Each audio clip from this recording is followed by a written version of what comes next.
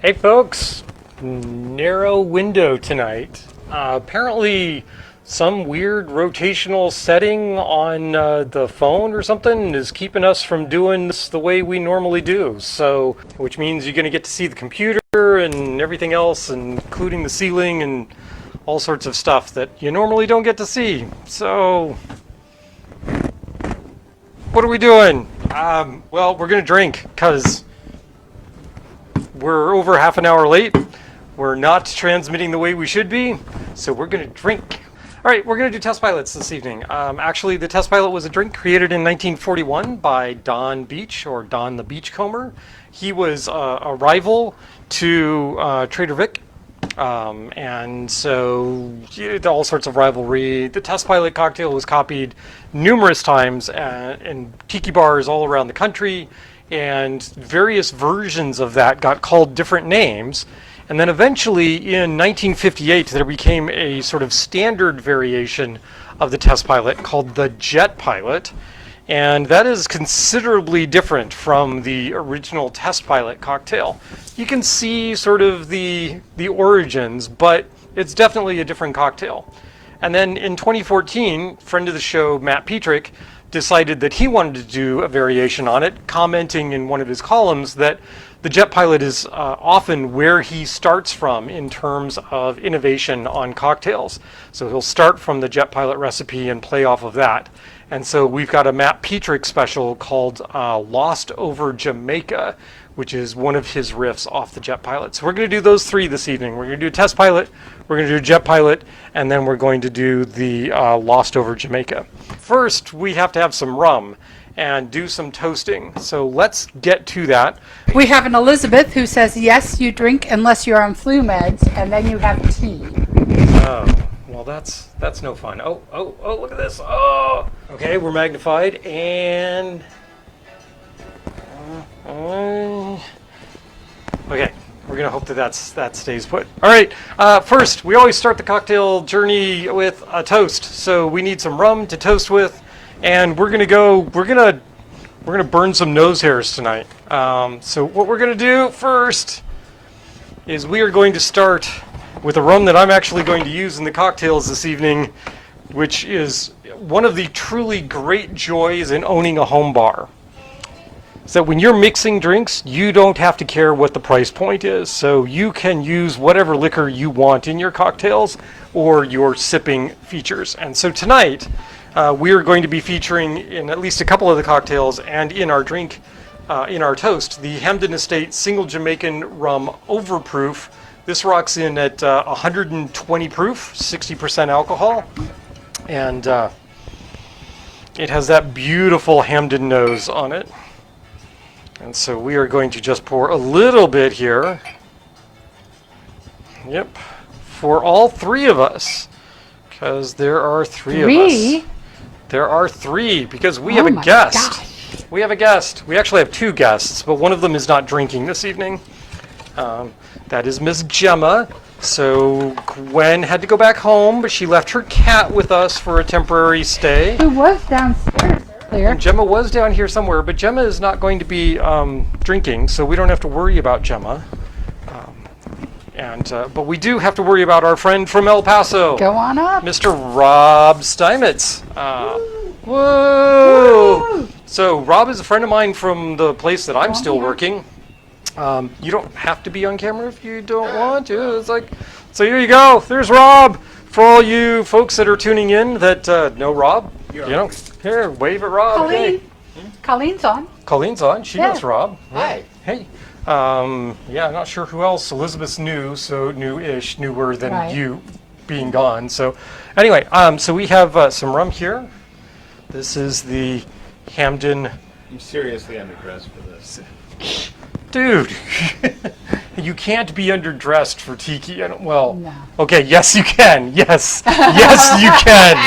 Just Yes. Not going there. There was a Mew. There's a Gemma on the stairs. There is a Gemma on the stairs. Hi, Maybe Gemma. I'll risk my life and limb, and if Gwen shows up, I'll do that. put Gemma on screen. So, toasting to reconnecting with friends. Mm-hmm. Yes. And, yeah, it's Here goes the nose hairs. woohoo. Oh. Swirl, swirl, swirl, swirl. Blow some of that out of there. Oh, yeah. Oh, that's the Hampden. The Hampden. That is Jamaican. That's got some funk. Oh, I like it. yeah. I like funky. I like Yeah. funk. I like the funk. Ah, tasty stuff. Dunder, where are you, boy? Dunder's right here. Dunder, this is like rum for you, man, because This is made in a dunder pit. there is some dunder put it back into the distilling process on this. So Here, come say hi to your namesake rum. hey, Dunder boy, what do you think? Look at that. Oh, look, he made the mommy face. Yeah, good boy. You're such a good kitty. Yeah. Yeah, so if you don't know, almost all Jamaican rum is pot stilled. And I think, in fact, it may be legally required to be pot stilled. And when they do the pot still, unlike a continuous column, you actually have to stop the distilling process and clear out the tank because it's just a pot. I mean, it's really like just a sealed pot. So you have to stop the distilling and you clear that stuff out. And part of the mash that's left in there after the distilling is this syrupy, gucky, icky stuff. Oh. Right? And so what they do is they take that and they toss it out into a pit. And then they let that naturally ferment and bubble. And then they let things like fall into it and all sorts of other things. And then the next time they go to brew up a batch in that pot still, they go back to that dunder pit, take shovelfuls of the dunder and throw them back into the distilling process. So in addition to your fermented, your wort essentially that's going in, that is going to be distilled, there's this dunder stuff that goes back in. So there's all sorts of natural esters and that sort of thing. And that's part of what gives Jamaican rum its natural, just pure funkiness. And that is, in fact, why we called our cat Dunder, was we named him after nasty, dirty dunder pits. But they result in such yummy, yummy flavors. So here's a toast to Rob. Here's a toast to all things dunder, because dunder is good. What are you doing? Oh, Nothing. you're gonna do it. Oh no. Okay, there's a hard stop between toast to Rob and toast to all things Dunder, I hope. Yes. They have been known to have like small animals fall into the dunder pits and that sort of thing, but to the best of my knowledge, they've never actually used dunder where a human has wound up in the dunder pit, to the best of my knowledge. Right? So like I said, 1941, Don Beach comes up with this cocktail. And if you think about the basic pieces of this cocktail, so it's got lime, it's got some form of orange liqueur, and it's got a mixture of rums, in this case a dark Jamaican and a light rum, and then a little bit of falernum. Well, if you were to swap out the falernum for orgeat, and then use as your rum a Worthy Park 17-year-old, which is a Jamaican rum with a lot of funk, you essentially have a Mai Tai. So the 41 test pilot has a lot in common with that original Mai Tai recipe. But there's a couple of things that set it apart, right? There's no orgeat in there, there's falernum that's in here, and then there's the back end that they add into the drink that you won't find in a Mai Tai.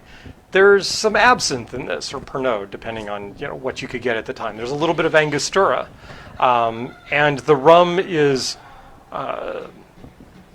usually a Jamaican rum and some other lighter, like Puerto Rican or Spanish style rum, as opposed to being something like a rum agricole or a French style rum from Mauritius or some other place. So yeah, there's some differences, but you can kind of see the fact that it's related to a Mai Tai as well. So we're going to start by doing a test pilot and see what that's like. Take you off camera for a moment. I'm going to go off camera. Oh no, what did she do? There's the Gemma. Did you? She's just playing with a flamingo. Oh, okay, all right. We're going to take the test pilot. We're going to shake the test pilot, actually, is how I'm going to do it this evening. So I need this. This is what I need.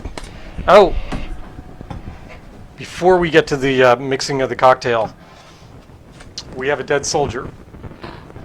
So here is a bottle of my beloved Eldorado 8. Great thing is you can get Eldorado 8 pretty reasonably wherever, but there's not enough Eldorado 8 in this bottle to use for pretty much anything other than mouthwash. So where's it going? It's going into the infinity bottle. So here we go. This is the infinity bottle. Normally I would do a taste test of the infinity bottle and then I pour the Eldorado 8 in and I'd compare whether or not there's enough Eldorado 8 in here to be able to tell the difference. But I just had some 60 proof or 60% alcohol Jamaican rum, so I'm not going to be able to tell. So that's just going to go right in. There is this particular, up to this point, this infinity bottle variation has been very good. I have no reason to believe that adding a little bit of one of my favorite Demerara rums is going to do anything but just make it better. So here we go. That bottle goes away. The infinity bottle goes here to go back up on my rack up there. Often when I go to like a tiki convention or something, I will do a small flask of the home infinity rum just because it's going to be a unique flavor that nobody has ever had before. So very cool. First of all, we need a ½ ounce of lime juice, and a big thank you to Rob for squeezing all of the juices ahead of time so we didn't have to, well, Yeah, we wouldn't have gone on time we otherwise. we wouldn't have gone off on And time. why were we late? Why were we late? We were late because we were playing a board game and eating, Called Flamecraft. and we enjoy Flamecraft, but it was not my intent to make us late for the broadcast. So ½ ounce of lime juice, and then you need a ½ ounce of an orange liqueur. And in this case, we are going to not go with our usual dry curacao. We're going to kick this up a notch, and we're going to go with our Grand Marnier. I do have some Cointreau around here somewhere, but I'm not going to go find it. So ½ ounce of Cointreau, or in this case, Grand Marnier.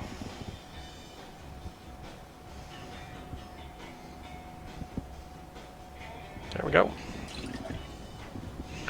½ ounce of falernum. And, well, we could use whatever falernum we would like. We could use the falernum from El Guapo, or we could use the Bitter Truth falernum. We did a taste test and comparison of the different falernums last week. But right here, handy, is the golden falernum from Bitter Truth. So that's what we're going to use. Because otherwise I've got to go off screen and go to the refrigerator and get it, and I just don't want to do that. Right. Yeah.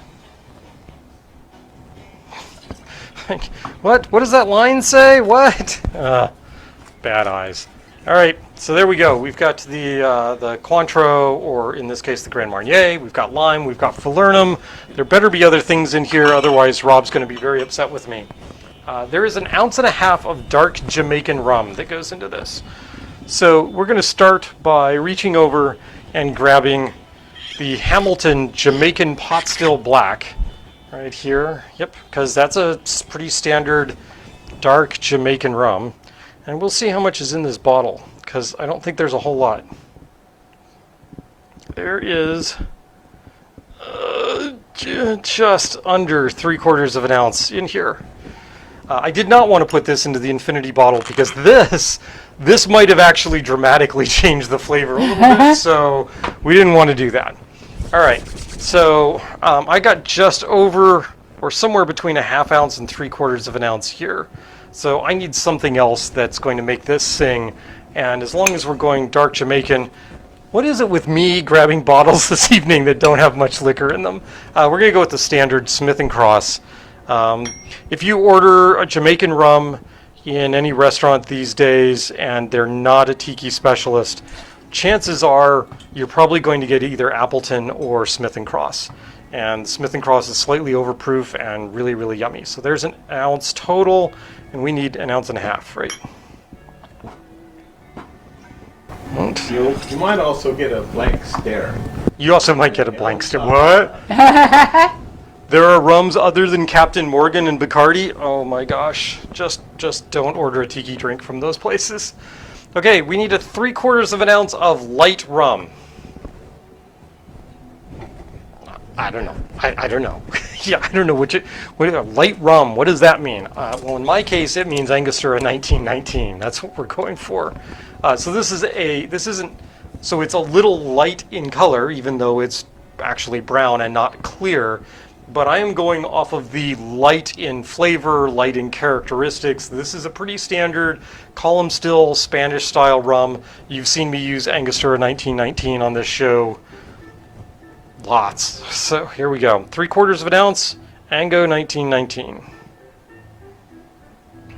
There you are. Ta-da. So there's the basics of this cocktail. Now we have a couple of little things that we have to add to it. One of those things is some absinthe. So my Mount Defiance absinthe is in my travel case currently. Don't ask. So what we're going to use is our beloved Vieux Carré absinthe. So that goes, we're just going to put a little in here. Like, why are you putting it there? Because this drink calls for 6 drops of absinthe. So we don't need a whole lot, but it's just going to be easier to do this way. And anything that's left over, I'm just going to knock back. So it's all right. It's all good. So 6 drops of absinthe. 1, 2, 3, 4, 5, 6. Yeah, maybe 7. 7. Why not? Why not? We like absinthe around here. And then 1 dash Angostura bitters. So we have a dash Angostura bitters. Nice long dash there. There you go. That's it. We got 8 ounces of ice. And I'm going to go with a combination here of, why is that? Cubed and pebble ice. So here's some cubed ice. And that should be enough to make up 8 ounces. And then we're going to shake this all up. I know there's no coconut, so there's no lime in the coconut, but we are going to shake it all up.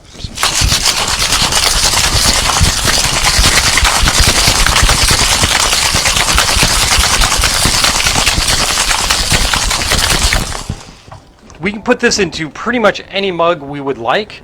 I'm just going to go ahead and reach over and grab the Holland America line mug that we got last week. I don't remember what we used it for last week, but we used it for something. I'm just going to toss that in there. It's a little light, so we're going to add some more crushed ice, or pebble ice in this case. Just like that. Seems good. We need a straw, because you gotta have a straw. Nah. Let's use this one. So what we have here is a glass straw, and it has a facsimile of one of your glass fishing floats up here. You can see the sort of mesh webbing around that. This is brought to us by our friends at Surfside Sips, who do amazing, amazing straws. You too can get their straws. You can just go to surfsidesips.com, and they have plenty of straws online, and they will do custom orders for you as well. So plenty of stuff. But can you get a discount? You can, in fact, get a discount. If you type into the promo code LOVECRAFT, that's LoveCraft, you will in fact get a discount, and we will get a slight kickback from that, which will then be plunged into furthering our habit of buying Surfside Sip straws, because that's kind of the way things go. So there you go. This is your standard, ordinary test pilot from 1941, and I'm going to give this a taste test. Make sure that this is fine. So this is the precursor.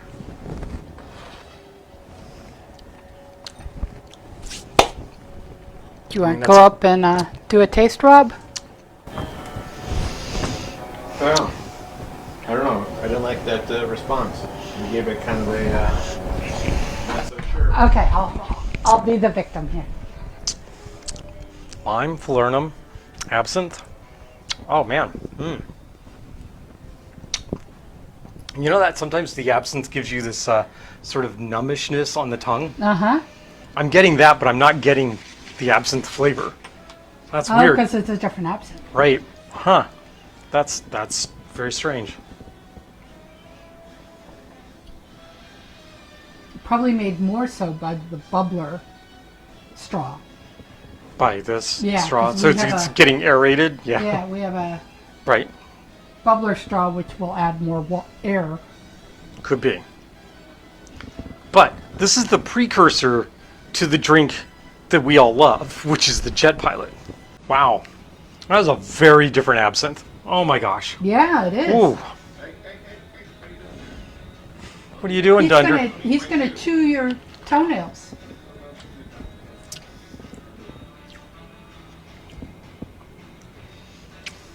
No, I think that's. I'm not getting. Okay. Yep. It's just a very different absinthe. Right. All right. So that's one. Next drink. Next drink is the Jet Pilot. So the Jet Pilot has the lime juice in it, and it has the falernum, but you take out the orange liqueur. So there's no orange liqueur in the Jet Pilot. Instead, you're upping the citrus component by adding some grapefruit juice to it, and you're upping the rum component. Yeah, I know, it seems weird that we're actually upping the rum component from what we just did, but yeah, you're upping the rum component. There's actually 3 rums in the Jet Pilot. One should be a sort of a light Puerto Rican style rum, which, we can use the Ango 1919. One is a dark Jamaican rum, and we're actually going to reach for some good stuff. And then the last thing is 3/4 of an ounce of a dark Overproof Demerara rum, and for that we're going to reach for the standard traditional, as far as I'm concerned, the Lemon Heart 151. So this is the Jet Pilot. This is the Jet Pilot that you know and love. And this drink originally was created in 1958. So this was created for Steve Crane's restaurant, the Luau restaurant, and this was in Beverly Hills, where it was Southern California was the home of all things tiki in the 1940s and 1950s, and they branched out to Hawaii and of course other places. But the tiki experience was Southern California and Beverly Hills, right? So here we go. We're going to do the Jet Pilot, and this is actually a blended version of the cocktail as well. So there's another significant difference. So blender tin, we're going to use the spindle blender for this, and we're going to start with 1/2 ounce of lime, and then we're going to add some grapefruit juice to that. I know, it's pink. It's the best I can do. I don't have any white grapefruit juice that's fresh. I could get a can, but we had grapefruit, so we're going to go with the pink grapefruit. It's all right. Spice syrup. So normally this cocktail uses a cinnamon syrup. I don't carry cinnamon syrup. I just have a home brewed spice syrup, of which a primary component is cinnamon, but there's lots of other things in there, including cardamom. And then falernum. So we're going to again use the Bitter Truth falernum right here. And then we're going to go to rums, and then we're going to add absinthe, and then we're going to do this and that and the other and play around with it. So okay, here we go. Move that, move this. You can see what we're doing here. Jigger 1/2 ounce of lime juice.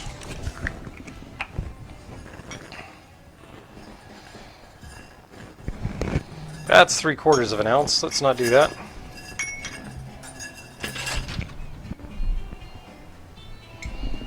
1/2 ounce lime juice.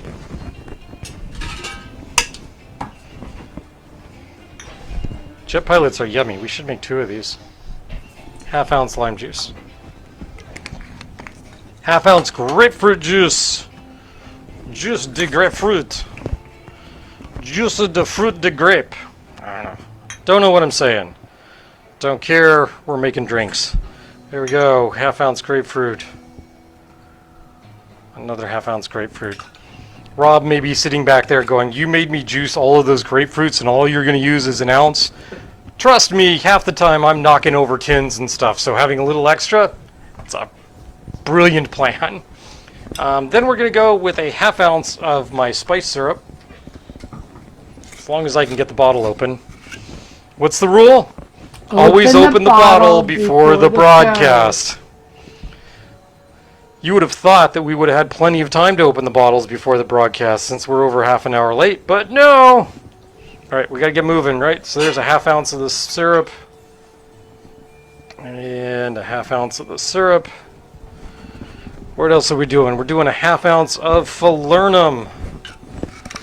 Bitter Truth. Yummy, yummy falernum.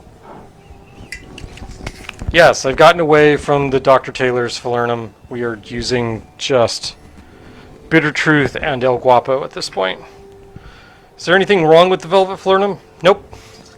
I just like this better. Dark Jamaican.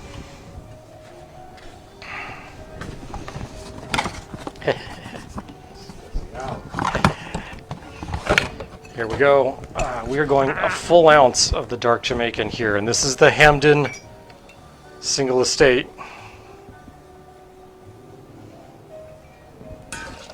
One ounce. 1 ounce. You can go away. Don't go too far. We like you. You're very good rum. You stay right there where I can reach you. Okay. Next up, we need 3/4 of an ounce of a Puerto Rican rum, and we could go any number of different directions here. We could even go with the Angostura 1919. But, you know, as long as I've got a Puerto Rican on the bar, let's go ahead and use it. We're going to use the Bacardi 10. There we go. If it were actual cork, that would be a much nicer sound. Anyway, we're going to go 3/4 of an ounce. Right? No. Jamaican, yeah, 3/4 of an ounce. Yeah. 3/4. This is an expensive drink.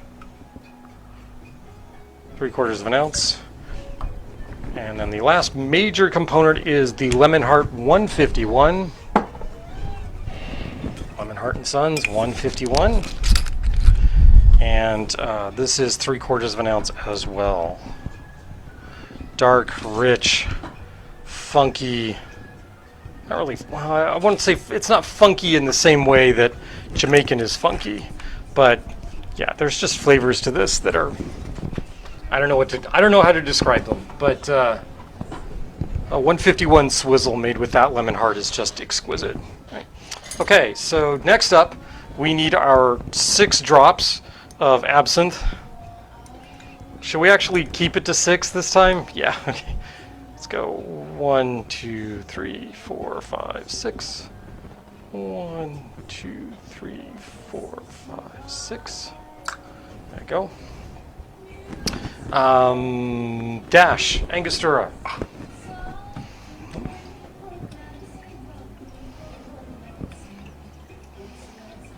There you go. Dash of each. And then this gets 4 ounces of crushed ice, or pebble ice in this case. And that is a little bit larger than my small scoop. So I'm just going to mound that up a little bit like that. There's 1. And there's 2. And then flash blend. So this is no more than 5 seconds.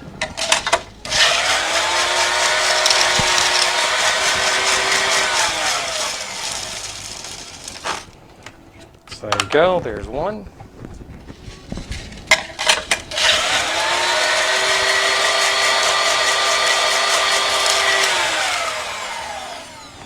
And there's 2. And reach down here, clean off the spindle. Splindle. It's like a Splendor Pindle, which is nothing. I don't know. What am I saying? I'm saying we need more to drink. That's what I'm saying. Okay. Okay, we have an Archipelago glass, and we have an Inferno Room glass. Let's just open, dump, pour these guys in there. There's 1. And there's 2. Quite a bit difference in color from the test pilot cocktail. Let's add a little more ice to these guys.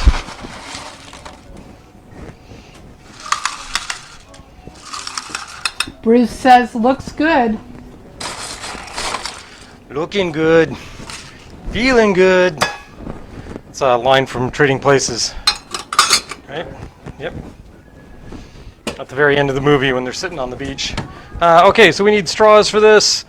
You can get the straws that are not from Surfside Sips, and we do have We do have some of them. There's just a little glass straw, just like this, right? That can go in there. But, you know, other than that, why not use a red one from Surfside Sips or a smoky gray one from Surfside Sips? Yeah, there you go.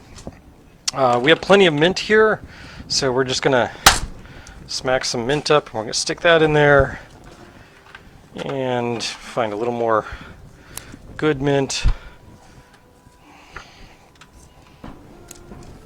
Good mint. That sounds like I don't know, a Bond lady, right? Good mint. Okay, there you go. Ta-da! We have Jet Pilots, one of my favorite drinks. And I Mr. guess Rob's favorite drink too, so. Oh, that is so much better. Yes, I requested that, so you're welcome. Cheers. Turn and burn, baby. Turn and burn. Is that more to? That is more to the standard. Yeah. Well done. Thank you very much. All right. I'm coming to get a sip of this drink. What drink? There's no drink here. What?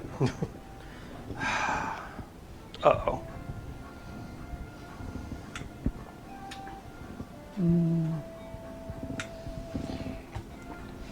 I know what the next one is, so I'll let you have some of that one.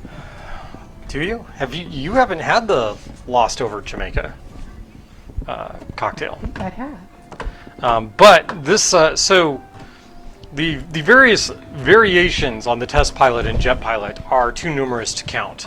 There's things like the Ace Pilot. There's the Master Pilot, Jet Pilot, Test Pilot, Space Pilot, Astro Pilot, the Astronaut. Pardon? The hop. The hop. Oh yes. Yeah. So we did a drink for a haunted tiki party one time. That was, I don't remember the number of it, but it was like Hop 32 or something like that. And people were like, I don't get it. Why is it called Hop 32, and why is that an appropriate drink for your haunted tiki menu? Because that sounds kind of cutesy. And I'm like, no. Go watch Top Gun again, and that that training exercise was the one in which Goose died. At which point, everybody in the room was just like, oh my god. I was like, see? Haunted tiki, gotcha! Yeah, that was a home brew. I don't even remember what was in that. It was super tasty, though, as I recall. It just just made everybody feel really bad. So yeah, that was maybe not the best. So there are variations continue to be made on these cocktails. And I think I was saying at the start of the episode that one of our good friends that we know from various rum classes and that sort of thing is Matt Petrick.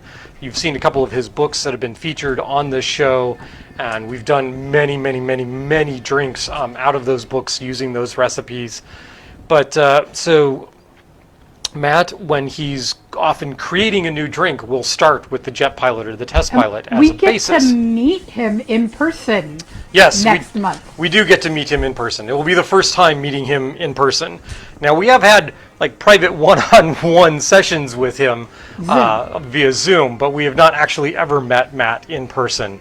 And he's now down in Louisiana, and at some point we hope to get down there, down to the quarter and go visit Matt and have a good time. But in any case, so this is one of his variations on the Jet Pilot. And it comes at a time when he was starting to get into the rums that were made by Lost Spirits, and this is the Lost Spirits Distillery logo bottle, right? So Lost Spirits was in Southern California. I think their corporate office may still be down there, but they are their primary place of business now is Las Vegas in Area 15. Not Area 51, Area 15, where they have this interactive ride and stuff on distillery tour that is so much fun. And in all openness and truth in advertising, we are shareholders in Lost Spirits. So, yeah. Buy more Lost Spirits rum when you can. And so he was getting into using Lost Spirits rum, and so he wanted to use some of that for this cocktail. And he had the Navy Strength version of the Lost Spirits rum, and that comes in at like 120 something, 125, something like that, proof. We are actually going to be using the Cuban-inspired version, I think. Yeah, this is the Cuban-inspired version, which is a little heavier in proof. It's coming in at 151, and we are in fact going to match that with some other pretty hefty rums here. He goes away from the grapefruit or just lime So the grapefruit was added for the jet pilot. The test pilot had just the lime and got a little bit of orange from the Grand Marnier, the Curacao or Cointreau that you put in. Here, he uses actual orange juice in his. So we start with orange juice. We include some lime juice. The falernum is still present. He brings in the spiced or cinnamon syrup. But then the rums are something special. So first of all, there's the Lost Spirits. Second, he uses, for the Puerto Rican, he uses Bacardi 8. We're going to go with the Bacardi 10 because it happens to be what is currently sitting on my bar, so we're going to go ahead and use that. And then instead of using the, so actually, let me rearrange this. So this is taking the place of the Lemon Heart 151. This is taking the place of the Puerto Rican, the like sort of uninteresting Puerto Rican rum that's usually used in here, although we use better stuff. And then the last one is actually a Wray and Nephew or Rum Fire or Rum Bar white overproof rum, which is going to give this a very different flavor to it. So this is a Jamaican white overproof rum, and this is from Hampden, which is the same people that produced this over here, this guy. But so we're going to be in the similar flavor profile, but there should be some pretty distinct differences here. So let's get into this one. This also is shaken, so I'm going to rinse this out and shake this. You need a better bar back. I do need a better bar back besides, well, me. You could request one. I could, but that seems so, I don't know. I don't know what it seems. Snobbish? I don't know. I'm just vain and don't want to give up the spotlight. It's all me. It's all me. And the squid, of course, and the squid. Hi, Squidly. Care. And Beauregard. Right? You can't see Beauregard. Beauregard is over here. Beauregard. And our good friend Aloysius over here. Can I get him over? There's Aloysius. Yep. Mm-hmm. Yes, in fact, he is an octopus with bones. Don't know. Not sure how that works. But we're going to do this drink. We're going to do this cocktail. We need 1 ounce of orange juice. It's, again, Rob squeezed, a full 4 ounces of orange juice, and I'm only going to use 1. On camera. Hopefully only use 1 on camera. So there's a full ounce of orange juice. Ta-da. Well, there's tomorrow morning as well, right? We need lime juice, 3/4 of an ounce of lime juice.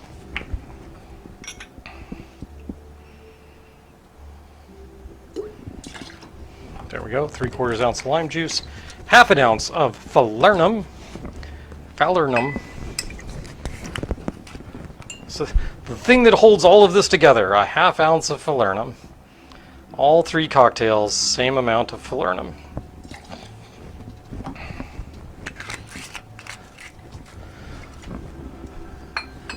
It dawns on me, I did not double check to see whether or not Matt's cocktail has the same 6 drops of absinthe, 1 dash of Angostura in it. So, Star, if you could look up the Lost over Jamaica and let me know. It should be on Matt's Cocktail Wonk page. Or if you can find my iPad, there's a picture of the cocktail recipe on that. Okay, falernum, lime juice, orange juice, 1/2 ounce of the spiced syrup. 6 drops per node. Great. Okay, good. Dash of Angostura? Or not? Yes. Okay. I mean, it would be strange that it's a jet pilot takeoff if it didn't have the requisite 6 drops of Pernod or absinthe and a dash. 6 drops and a dash. 6 drops and a dash. We could call it 6 drops and a dash. That would be cute, as opposed to the typical 3 dots and a dash, right? Which is an entirely different cocktail. We need a full ounce of our white Overproof Jamaican rum, unaged. All right. And I know you're thinking, why did you have to say unaged? It's clear. Doesn't mean you can have a clear rum and it can still be aged. Oh my God. Hold on, I'm gonna happy place here. So good, so good. Rob, you gotta smell this bottle. This is just amazing. The Hampden. So there are a lot of rums that are very, very clear on the market. That doesn't mean they don't have any age on them. In fact, a lot of your clear rums on the market have been charcoal filtered so that they are clear, sometimes upwards of 3+ years of aging on them. So if they just pulled them out, they would have some definite color to them. In this case, the Rumfire, I believe, is unaged. Enjoy the true fire of life, Jamaican's white overproof rum. Traditional white overproof rum, uniquely distilled and blended, blah, blah, blah. Unmatched flavor, created by Hampden. Doesn't say, there's no aging mark on it, so I would tend to believe that it is unaged. I could check on that for you if you're at all interested. It's just a really fun rum. It smells just amazing to me. Then we need an ounce of the Bacardi 10. Ta-da. 1 ounce Bacardi 10. Can't tell whether it's smelling rum or incense. Yeah. Step away from the incense. Isn't that nice? Very nice, very nice. Nice to know you. All right, the Rumfire can go over here. Oh, so good. Between Hampden and Worthy Park, those two smells, man, they should make a cologne. And in fact, they do sometimes. There are a number of manufacturers of really high ester rum that sell certain marks of that rum back to houses in on the continent, in France and Germany, and they turn around and sell those to fragrance makers. So, you know, if you sniff some wondrous person's perfume or aftershave and you go, that smells a little like Worthy Park, it might actually be, right? Or Hampden or something along those lines. 3/4 ounce. So Matt uses the Navy strength, right? Which is, oh, I have it written down here. It's at 68%, so 132.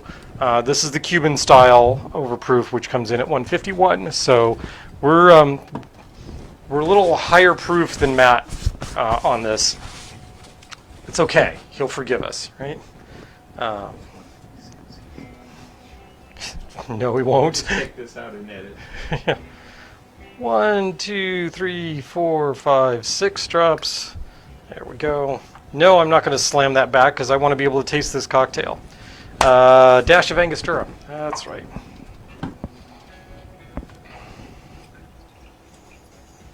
One dash of Angostura. I'm going to cheat.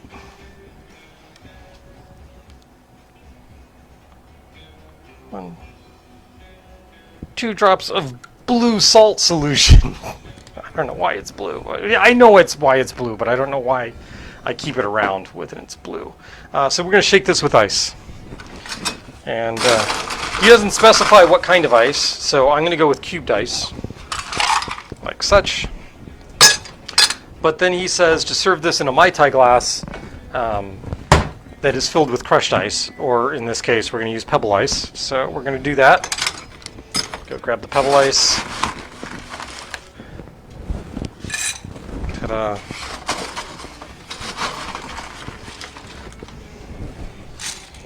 There we go. You can always add more if need be. And we're going to shake this. There we go.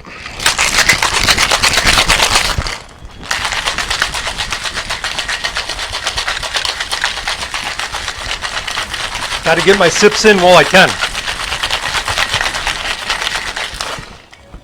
Nice cold frost on the outside. All good. I'm gonna grab a Hawthorne strainer. Favorite of the Hawthorne strainers I have, this is by Barfly. You'll note the difference between, this is a generic Hawthorne. I have no idea who makes this, probably from just one bar kit. And the Hawthorne from Barfly, much tighter wire. Much prefer these guys. You can get a tighter wire by just putting 2 wires on something like this. Works out just fine. I'm gonna slap this on there.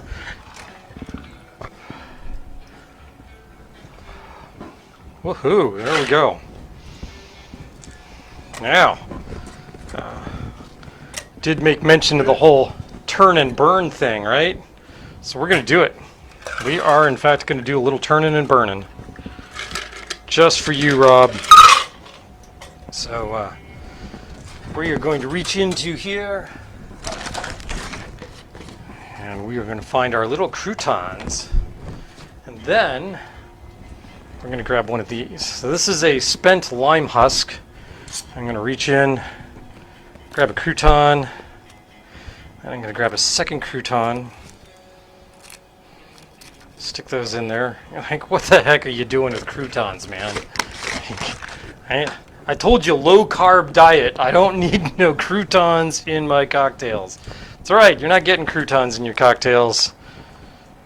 Here's what we're going to do. We're going to go and this is a bottle of lemon extract. This is the same bottle you've seen for years on this bar, but it has been refilled many times because I went to a restaurant supply store and got a huge bottle of lemon extract because flames, good. Now, this does have a little bit of, using the lemon extract has a little bit of a danger to it that using something like the 151 does not have. And that is, if this upends, you get lemon extract into your cocktail, which will completely ruin the cocktail. Whereas if you upend some Lemon Heart 151, who really cares, right? The thing is, you can see the flames from this, and you can't really see the flames from the 151, because the 151 is just a sort of a pale blue flame. So there we go. We've got this. There's a Mai Tai glass. We're going to add a Surfside Sips straw to it.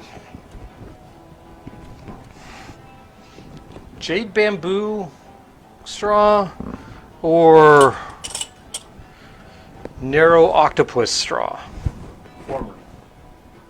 Definitely. Former? Former. Okay, we're gonna go with this one. You're gonna go get lost somewhere. Then you need jade bamboo. Yeah. All right, so this goes in there, I think that's the wood. and then we're gonna light this up.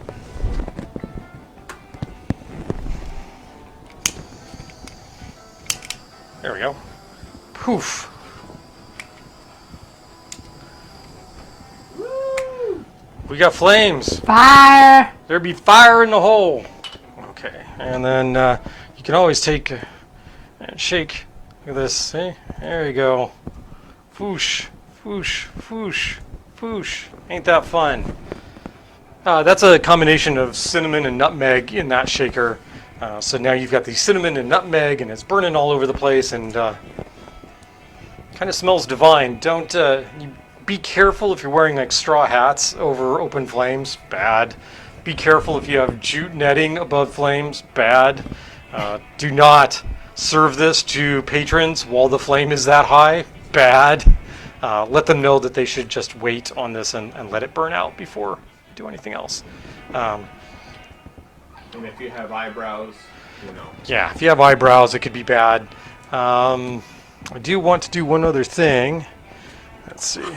This, I'm going to try this. So, this is a spray bottle of Angostura, and we're going to try this. See if we can do a little more turning and burning.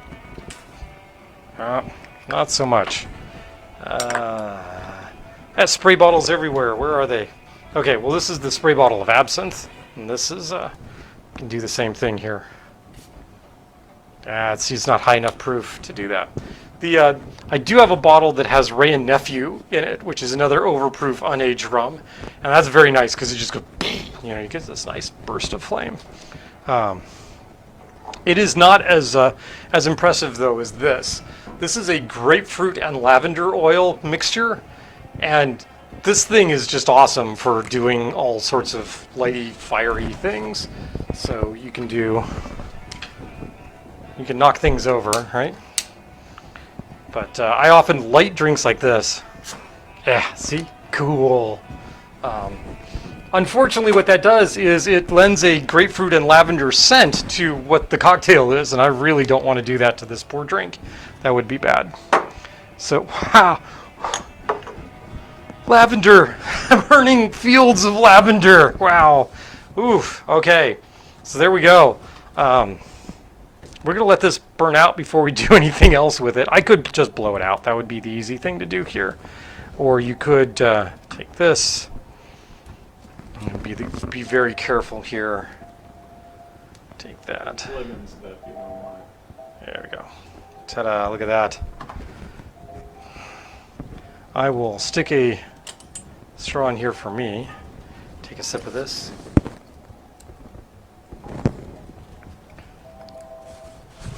That is a very different drink. It's actually pretty delightful, though. The Overproof Jamaican here from the rum fire really comes through. I'm a little surprised at just how potent that flavor is. That's really nice. All right, cool. Well, Matt, you did another good one. Rob, you want to go try it? It does need, I don't know. I think it needs to sit for a moment. Just to let the flavors meld. This is one of the things I keep trying to remember on this show, is that cocktails taste differently if you let them sit for a moment or two. There are some cocktails you want to drink like absolutely immediately. Something like a margarita or a daiquiri. You kind of need to just, take that back. Martinis, I think, are the same way. Like if a martini isn't ice frickin' cold, then it's probably terrible. So, you need to pound back the martini.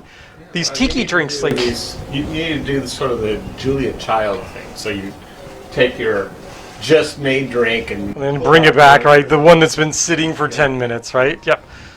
So we're gonna move this because I don't want your hair catching on fire. My hair's on fire. Yeah, that is very different. Wait, I wasn't following what you're doing. Can you make another one? I could. I got plenty of ingredients. Would you like this one? You want a piece of this one? We'll discuss it. We'll discuss that afterwards. All right. So that's going to sit here for now. I've got my jet pilot. Star's working on her test pilot over there. It's a little bit left. Little Then bit I'm left. Gonna come up and claim one of those. Right. So I think we should be done for the evening. And we're going to let things just burn out here. As opposed to fading away, or something better to burn out than fade away. Is that the line? Yep. I think the cats have all given up on us. The cats have given up on us. We're gonna sit around here and gab and probably eat cherries and that sort of thing, because we've got some Luxardos here and some other cherries that are amazing, and we're gonna drink those as well. So, Star, did you want to say anything about the cocktail picks? Or are those no longer available? Oh, those are no longer available. No longer available? We'll Okay. show them when we get ours. Okay. There was a special offer on some cocktail picks. For May the 4th. For May the 4th, right. So you may recall us having these guys, or this guy, right? So there's a little head on a pike. And this is actually a pointy bit so that you can stick a cherry on here. And, well, the Luxardo cherries have this deep, dark, red liquid, unctuous liquid that just flows down over the skull and looks very, very cool. Well, we have a couple coming that are May the 4th in origin. So, yeah, you'll look forward to seeing those. Other than that, did we get anything tiki-wise this week? I don't think we did. I don't think so. No, I don't think so. So that's it. That's all, folks. We're the traditional sign-off for us at LoveCraft Cocktails is to remember that the end is nigh. So drink up, baby. Who knows what's going on? And remember, I have to drink as we go off the air. It's a rule. So I'm going to reach over and grab my test pilot or my jet pilot and say "C'est la vie." Adios. Bye bye.